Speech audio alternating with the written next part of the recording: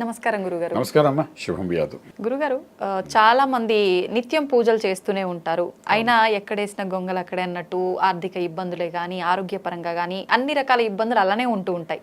అనుకుంటారు నేను అన్ని రకాల పూజలు చేస్తున్నా, ప్రతిరోజు దేవుడు ఆరాధనలో ఉంటున్నా, అయినా కూడా ఏం లాభం లేదు అని చెప్పి ఏం చేస్తే బాగుంటుంది గురుగారు? అసలు ఎందుకు అలా జరుగుతుందంటారు? చాలా మంచి ప్రశ్న వేశారమ్మా.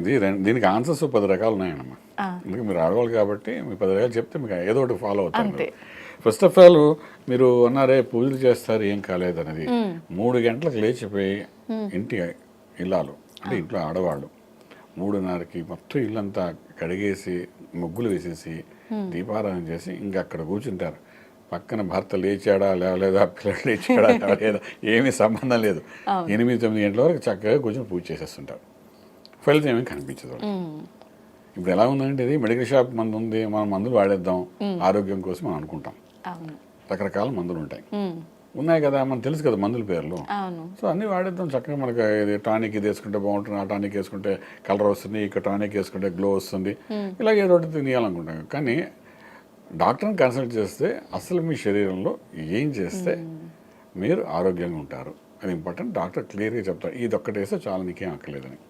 అంటే ఇన్ని మెడిసిన్స్ మన షాప్లో ఉన్నా కూడా మనం ఏమిటి చేయాలి అని ఒక మార్గం ఏదైతే ఉందో ఒక డాక్టర్ చెప్పినట్టుగానే మనం పూజలోకి వచ్చి అన్ని అష్టోత్తరాలు చదివిస్తూ కూర్చుంటాం. కానీ మీ నిజ జీవితంలో మీరు జన్మ ఎత్తినందుకు అంటే మానవ జన్మ ఎత్తినందుకు సార్థకం చేసుకోవడానికి మోక్ష మార్గంలో వెళ్ళడానికి మనం ఏ దేవతను కొలవాలి అనేది ఒక ఇంపార్టెంట్ రోల్ ప్లే చేస్తుంది. ఏ దేవతని ఎలా కొలవాలి. సో ఆ దేవతని అలా కొలిచినప్పుడు ఆ దేవత కరుణతో మొత్తం అన్ని మనం ఫాలో అయినట్టు జరుగుతుంది. అంటే మీ ఇంట్లో అన్ని పనులు జరుగుతుంటాయి. సో మనం ఏంటి ఆ దేవత ఎవరు అనేది వంశపారపర్యంగా మన కులదేవతలు కొంతమంది వస్తుంటారు. అలాగే మన గ్రామ దేవతలు వస్తుంటారు. ఈ కులదేవతలు మనం ఏం చేస్తూ ఉంటారో మర్చిపోతాం. మన పెద్దవాళ్ళు మనం చెప్పడం. కొందరు కామాక్షి అని అంటారు, కొందరు మీనాక్షి అంటారు, కొందరు కాచాయని కులదేవత అంటారు. రకరకాల కులదేవతలు అంటే తాత ముత్తాతల నుండి కొలిచిన వాళ్ళు ఇంటి ఇలవేలుపుగా వాళ్ళు చూసిన వాళ్ళు అనమాట. ఆ దేవతకి ఆరాధన చేయడం అనేది చాలా ప్రాశస్యం వేస్తుంది. మన ఇప్పుడున్న జనరేషన్ ఏంటంటే బేసిక్గా ఆ కులదేవత సంగతి ఆల్మోస్ట్ అందరూ మర్చిపోతాం, తెలియదు కూడా.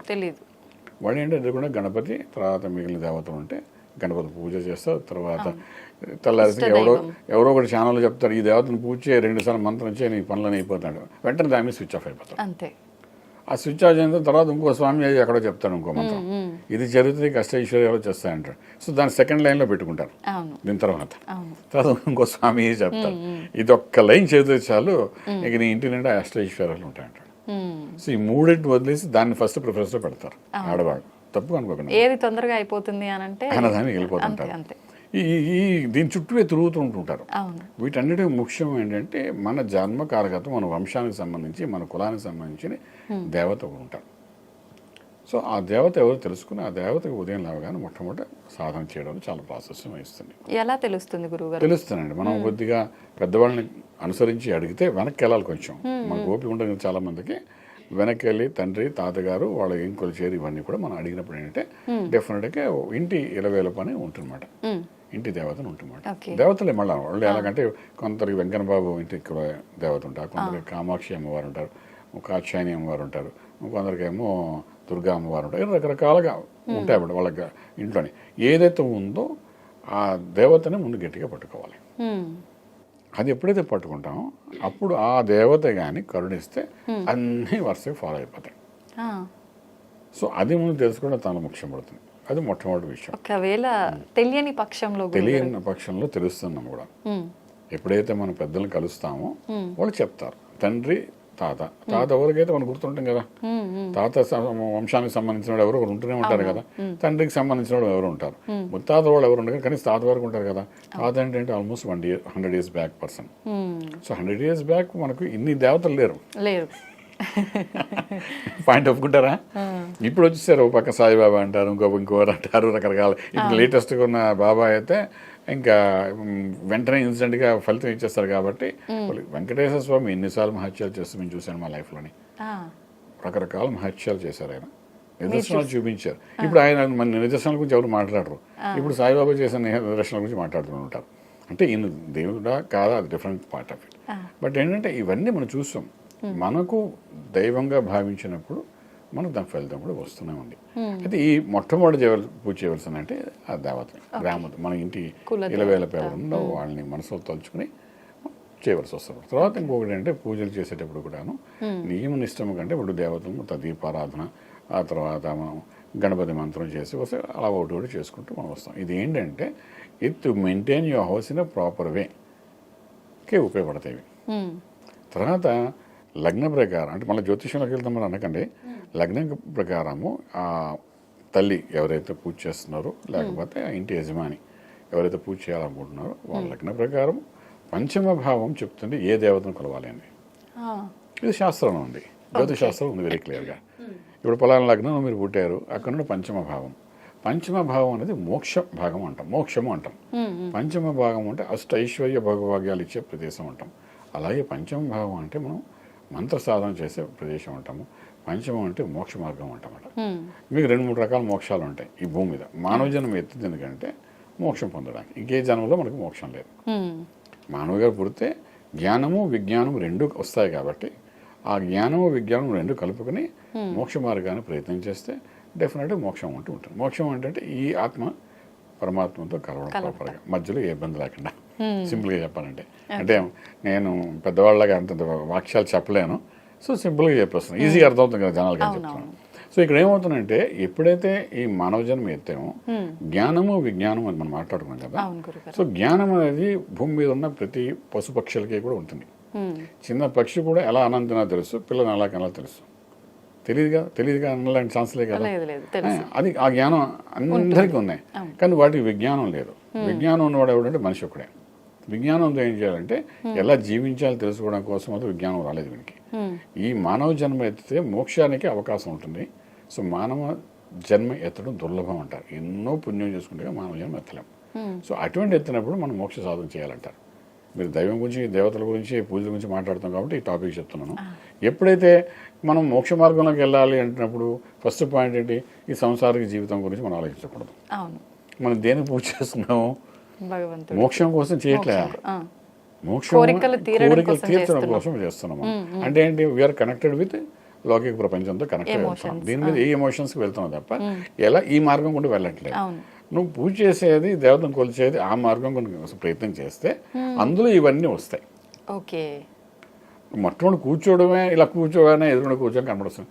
నా చిన్న కూతురికి చదువులో ఫస్ట్ క్లాస్ వచ్చేయాలి, నా పెద్ద కూతురికి పెళ్ళి అయిపోవాలి, మా ఆయనకి మంచి ఉద్యోగం వచ్చేయాలి, ఇవే కోరికలు కనబడుతుంటాయి మనకు. అంతేనా? మన అప్పులు తీరిపోవాలి, దేవుడికి ముందు నమస్కారం పెట్టి ఇవన్నీ తీర్చి అందుకోసం దీపం వెలిగిస్తూ ఉంటాం. అసలు నిన్ను ఎందుకు పుట్టించాడు?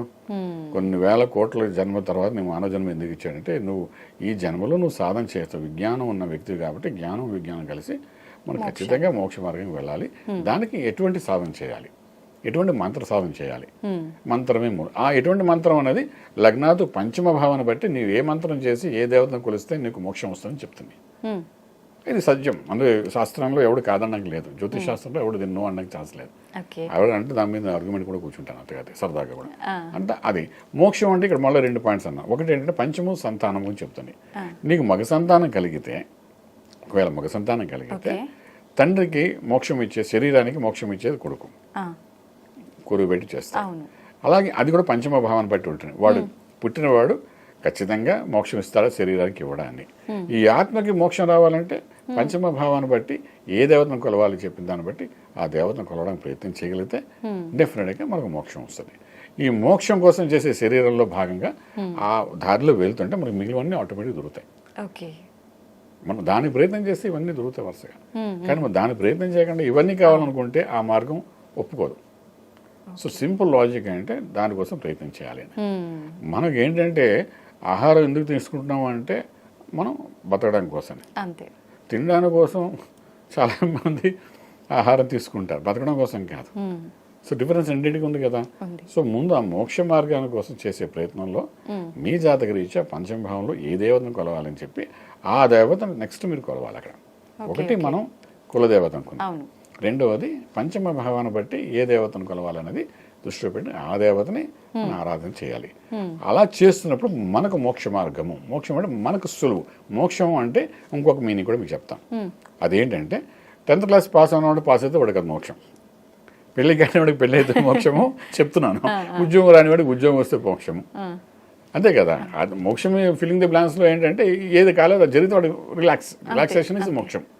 ఈ మోక్షం కోసం కూడా ప్రయత్నం చేస్తారు అందరూ, చేయింది జీవితంలో ఉండలేరు కదా. సో ఈ మోక్ష మార్గానికి వెళ్ళాలి అంటే నీ పంచమభావంలో దేవతను కొలవాలి లౌకికంగా. ఫర్ ఎగ్జాంపుల్ మిథున లగ్నం అనుకుందాం, ఉదాహరణ చెప్తున్నాను. మిథునానికి పంచమభావం ఏంటి అంటే తుల. తులాకి అధిపతి ఎవరు శుక్రుడు. అంటే మిథున లగ్నం వాళ్ళు అమ్మవారిని కొలవాలి. మళ్ళీ జాతకరీత్యా ఏ అమ్మవారిని కొలవాలి, అలా కూడా చూసుకోవాలి మళ్ళీ. కొలిస్తేనే కానీ ఈ లౌకిక ప్రపంచంలో ఉన్న సమస్యలను బయటపడ్డాము, ఆ దేవతను కొలుస్తూ మోక్ష మార్గం తెలుసుకోవడం జరుగుతుంది. సో చాలా అద్భుతమైన సబ్జెక్టు. అస్ట్రాలజీని పక్క తీసి పెడతారు కానీ చాలా మంది అసలు కథంతా అక్కడ నుండే ఉంది. అంటే నేను అది వచ్చి కదా అది చెప్పడం కాదు, ఇది ఫ్యాక్ట్ ఇస్ దట్ మాట. ఇప్పుడు మీరు అడిగిన ప్రశ్నలో ఆన్సర్ అక్కడే కనబడుతున్నారు. ఏ దేవతను కొలవాలి, మీరు అన్నారు ఉదయం నుండి ఎలా పూజ చేసేస్తుంటారు అవుతుందా లేదా అని. సో ఫస్ట్ వాళ్ళు కులదేవతని, తర్వాత పంచమ భావాన్ని బట్టి ఏ దేవత ఉందో ఆ దేవతను చేసుకోవాలి. ఆ రెండింటిని గట్టిగా పట్టుకుంటే ఇంటిల్లు వాళ్ళది అంత సుఖశాంతంతో ఉండడం, మంచి యోగాలకు వెళ్ళడానికి అవకాశం ఉంటుంది. సో ఇవన్నీ రెండు ముందు మర్చిపోయి ఏం చేస్తారంటే రాత్రి టీవీలో చూసింది, యూట్యూబ్లో చూసింది మంత్రాలు ఏమంటే అవన్నీ ప్యాకింగ్ అంతా రెడీ పెట్టుకుని ఉదయం లేచి, అంటే ఎవరిని తప్పు పట్టాను అంటే సరదాగా చెప్పాలి కదా చెప్తున్నాను, ఉదయాన్నే 3:30 లేచి మీరు ఇంకెవరితో సంబంధం లేదని కూర్చుంటారు, కూర్చుని అవన్నీ సాధన చేస్తూ కూర్చుంటారు. అది యూట్యూబ్లో చెప్పిన మంత్రాలు ఎంతవరకు వర్కౌట్ అవుతాయి, అది నిజమా కాదా, అలా తెలుసుకునేవి మనం చేయొచ్చా చేయకూడదా, వాటిని చదవడం వల్ల మంచి జరుగుతుందా చెడు జరుగుతుందా, అదంతా పెద్ద సబ్జెక్ట్. శ్రీ విద్యలో మనం ఉన్నాం కాబట్టి శ్రీ విద్యలో మనకి ఏం చెబుతున్నాం, మంత్రం శరణ్యం, భగవత్ స్వరూపమే బీజాక్ష మంత్రం అంటాం. అటువంటి బీజాక్ష మంత్రాన్ని సాధన చేయాలంటే శ్రీ విద్యలో ఉండాలి, అంటే గురు పరంపరలో ఉండాలి. గురు పరంపరలో గురువు ద్వారా ఉపదేశం తీసుకున్న మంత్రాన్ని ఎప్పుడైతే మనం సాధన చేస్తాం అప్పుడు మోక్ష మార్గం కనబడుతుంది. శ్రీ విద్యలో కూడా చెప్తుంది ఏంటంటే, చక్కగా మీరు శ్రీ విద్యోపాసకులు అన్నా కాబట్టి అందులో ఒక లైన్ చెప్తున్నంటే, మనకు భోగంతో కూడా మోక్షం ఎక్కడ వస్తుందా అంటే శ్రీ విద్యలో వాళ్ళకి వస్తుంది. శ్రీ విద్య నేర్చుకుని అందులో గురువు గణపతి బాల మంత్రాన్ని కానీ సాధన చేస్తే డెఫినెట్గా భోగంతో కూడా మోక్షం, అంటే ఇహలోకంలో భోగభాగ్యాలు అనుభవిస్తూ మోక్ష మార్గాన్ని కూడా వస్తుంది, మోక్షాన్ని కూడా వెళ్తాడని చెప్తామాట. అరుదు శ్రీ విద్యలోకి రావడం, అరుదు శ్రీ విద్యోపాసకుడు రావడం చాలా కష్టం. గురు పరంపరలో వచ్చి ఆ విద్యను నేర్చుకోవడం అనేది చాలా కష్టమైన క్లిష్టమైన స్థితిగతి అని చెప్తుంటాం. సో అటువంటి ఆ శ్రీ విద్యలో వచ్చి ఎవరైతే సాధకులుగా ముందుకెళ్తారో డెఫినెట్గా వాళ్ళకి వాళ్ళ దేవత ఎవరో తెలుస్తుంది, ఏ మంత్ర సాధన చేయాలో వాళ్ళకి తెలుస్తుంది, సాధన ఎంత చేయాలి ఎలా చేయాలి పద్ధతి తెలుస్తుంది. అన్నిటికన్నా ముఖ్యం ఏంటంటే బీజాక్ష మంత్రమే భగవత్ స్వరూపం అంటా నేను. ఆ బీజాక్ష మంత్రానికి ఎంత విలువతో ఎంత భావనతో చేయాలన్నది తెలుసుకునేది శ్రీ విద్యలోనే. సో ఆ విధంగా తెలుసుకుంటూ ముందుకెళ్ళడానికి ప్రయత్నం చేయగలిగితే డెఫినెట్గా 3-4 గంటలు కూర్చోకల కరెక్ట్గా 1 గంట కూర్చుని పూజ చేస్తే తెల్లారిసే వాళ్ళకి ఫలితం కనబడిపోతుంది. అంత అద్భుతమైన శాస్త్రాన్ని మనకు భగవంతుడు గురు పరంపరలో మనకు చెప్పారు. సో అవి నేర్చుకుని ముందుకు వెళ్ళడానికి ప్రయత్నం చేయగలిగితే మాత్రం డెఫినెట్గా రాజమార్గంలో రాజ్యం పొందుతారు. గురుగారు, రూపాలు వేరు కానీ భగవంతుడు ఒక్కడే అని అంటుంటారు కదా, మరి మనం ఏ రూపంలో కొలిస్తే ఏముంది, కులదైవం అయితే ఏంటి, ఏ రూపం అయితే ఏముంది అని అడిగే వాళ్ళు కూడా ఉంటారు కదా గురుగారు. మరి దానికి మీరు బట్టల షాప్కి వెళ్ళి ఆ బట్టని ఇలా చుట్టేసుకుని బయట తిరగడానికి వెళ్ళిపోండి. బట్టల షాప్కి వెళ్ళి తానులో బట్ట తీసేసుకుని నాకు నచ్చింది తుడుచుకుని ఇలా కట్టేసుకుని వీధులందరూ కలవడానికి వెళ్ళిపోతారండి. మీరు లేదు ఏం చేస్తారు దాన్ని, దానికి ఒక ప్రణాళిక ఉంటది కదా గురువు గారు, దాన్ని కుడతారు, షర్ట్ ఎలా కుట్టాలి, ప్యాంట్ ఎలా కుట్టాలి, ఇవన్నీ చేస్తే దానికి రూపం వస్తే అమ్మాయి ఈ రూపంలో వేసుకుంటే నేను నడవగలను, లేకపోతే నాకు నడవడం కష్టం, చూసేవాడే కష్టం, నడిస్తే మనమే పడిపోతాం, ఇంత కష్టాలు ఉన్నాయి కదా. అదొక రూపం ఇదొక రూపం, మరి ఆ రూపంలో మనం వేసేసుకోవచ్చు కదా. ఒక రాయి ఉంది అదో రూపము, దాన్ని బట్టి మనం పూజ చేసేయట్లే కదా, అదో రూపాంతరం చెందితేనే అది శిలలా తయారవుతుంది, ఆ శిలకి మనం పూజ చేస్తున్నాము అంతే కదా, లేకపోతే అది కూడా రాయే కదండి. సో మీరు చెప్పిన ప్రశ్నకి ఆన్సర్ అక్కడే ఉంది ఇక్కడ. అంటే రూపాలు వేరున్నా ఇవన్నీ అనే దానికంటే మనకు భగవంతుడి యొక్క రూపం అనేది మనకు తెలియదు, మనం పూర్వీకులు ఏం తెలియదు కాబట్టి డెఫినెట్గా ఒక రూపాన్ని అప్పటి నుండి చెప్పుకుంటూ వచ్చారు. శ్రీ విద్యలో చెప్పుకుని వచ్చారు, గురు పరంపరలో చెప్పుకుని వచ్చారు, శంకరాచార్య వారి యొక్క పరంపరలో మనం చెప్పారు రూపం ఎలాగ ఉంటుంది, ఏ రూపంలో కొలవాలి, ఏదో ఒక ఏకాగ్రత చేయడానికి ఏదో ఒక రూపాన్ని మనం ఏ విధంగా తీసుకోవాలి, ఇవన్నీ మనకు శ్రీ విద్యలో నేర్పి ఉన్నవే. సో అలాగే రకరకాల రూపాలున్నాయి, ఒకటే భగవంతుడు అనే దానికి అలా రకరకాలు మనకు ఉన్నాయి. కానీ నేను చెప్పేది అంటే ఏదో ఒక దాంట్లో మనం ఏకాగ్రత చేసినప్పుడే ఫలితం అనేది మాకు కనబడుతుంది. కాబట్టి ఒక్కొక్కరికి రాముడి మీద ఏకాగ్రత ఉంటాయి, ఒకటి కృష్ణుడి మీద ఉంటాయి, ఒకటి అమ్మవారి మీద ఉంటాయి. అసలు శ్రీకృష్ణుడు అంటే చాలా మందికి ఇష్టం ఉంటుంది, వెన్న తిన్న కృష్ణుడు అంటే ఇష్టం ఉంటుంది, గోపాలుడు అంటే ఇష్టం ఉంటుంది, అందరూ ఒకటే. అంటే చిన్నప్పుడు వెన్న తింటాడు చూసారా, ఆ కృష్ణుడు అంటేనే ఇష్టం వాళ్ళకి. మళ్ళీ రెండో వాడికి ఇష్టం ఉండదు వాళ్ళకి. మీరు నమ్మరు, మళ్ళీ అది ఇది ఒకటే దేవుడే. సో ఒకే దేవుడు రూపం మారేసరికి అసలు నచ్చదు వాళ్ళకి. మీరు గుజరాత్ వెళ్ళండి, 90% ఇళ్లలో మీకు చిన్ని కృష్ణుడు వెనక పెట్టుకుని ఫోటో పెట్టుకుంటారు. వాళ్ళకి ఎంత ఇష్టమో వెనగొని తిన. మళ్ళీ పిల్లలు కూడా వాయించే వద్దంట. అలాగేంటంటే మత్ భావం తద్భావతి అన్నట్టుగా మన భావాన్ని బట్టి మన ఆత్మలో ఎటువంటి భావంతో మనం ఉన్నామో ఆ భావాన్ని రూపంగా మార్చుకుని దాన్ని మనం కొలుచుకుంటూ ముందుకు వెళ్తే మనం చేసే సాధనలో ఎటువంటి ఇబ్బంది లేకుండా మోక్ష మార్గం పొందడానికి అవకాశం ఉంటుంది. అలాగే గురుగారు, ధన్యవాదాలు గురుగారు. శుభం బియాద్.